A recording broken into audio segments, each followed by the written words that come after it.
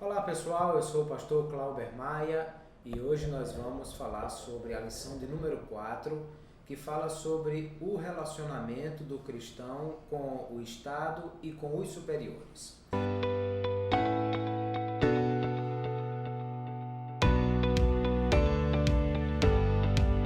E nós vamos estudar o capítulo 3 da Epístola de Pedro, que fala primeiro entendendo que os cristãos não são deste mundo porque pertencem a uma pátria celestial.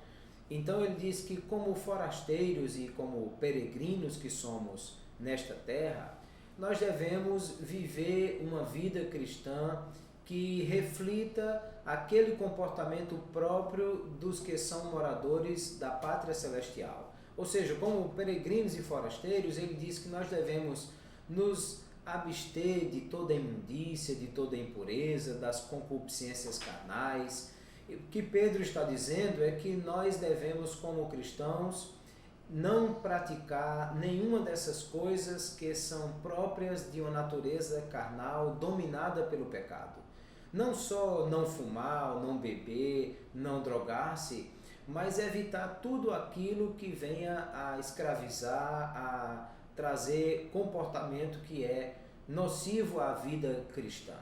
Por isso mesmo que uma das virtudes e das práticas da disciplina espiritual é o jejum, que é uma prática de abstinência.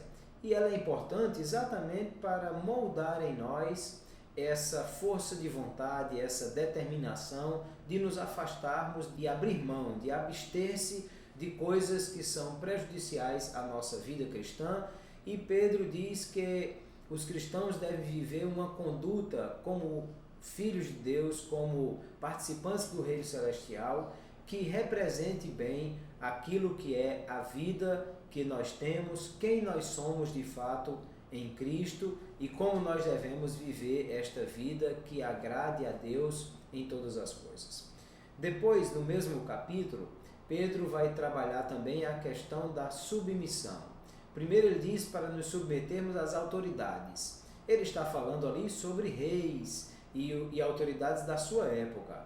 Claro que hoje não existem, na maioria dos países não tem mais rei, mas nós temos autoridades sobre nós, prefeitos, governadores, presidente, temos autoridades em diversos níveis, né?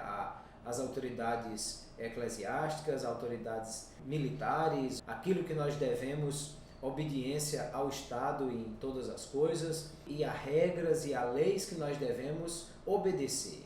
E nós somos cidadãos dos céus, por isso vivemos uma vida conforme a vida de um cidadão do céu, mas também somos cidadãos da terra e devemos obedecer às autoridades, lembrando aquilo que o apóstolo Paulo diz em Romanos capítulo 13, que toda autoridade foi constituída por Deus. Por isso Pedro vai dizer que nós devemos nos submeter à autoridade em Cristo, ou seja, por causa do nosso relacionamento com Deus, nós devemos nos submeter às autoridades que foram por Ele estabelecidas. Como também Pedro vai falar sobre a autoridade que o escravo deve se submeter ao seu senhor. A fala de Pedro para a sua época é o escravo com o seu senhor, porque o mundo greco-romano tem milhões de escravos. Basicamente, um homem livre não se ocupava desse tipo de trabalho no mundo greco-romano, mas todo o trabalho de casa, braçal, era feito por escravos.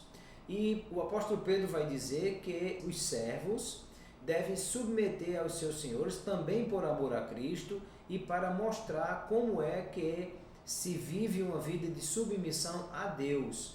Porque quando servimos aos homens em nome de Deus e como servos de Deus, é a Deus a quem nós servimos. Claro que hoje nós não vamos incentivar a escravatura, a servidão desse tipo de controle sobre os homens, mas nós temos os patrões, nós temos os empregados, nós temos o relacionamento entre patrão e empregado, o relacionamento entre servidor e o governo, o relacionamento entre prestador de serviço e o seu cliente.